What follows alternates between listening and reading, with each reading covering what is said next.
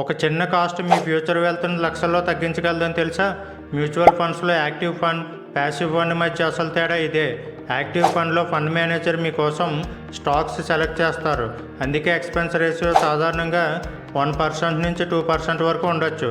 కానీ passive fund లేదా index ఫండ్లో ఫండ్ మేనేజర్ స్టాక్స్ని సెలెక్ట్ చేయరు, ఇండెక్స్ని మాత్రమే ఫాలో చేస్తుంది. అందుకే ఎక్స్పెన్స్ రేషియో కేవలం 0.05% నుంచి 0.50% వరకు మాత్రమే ఉంటుంది.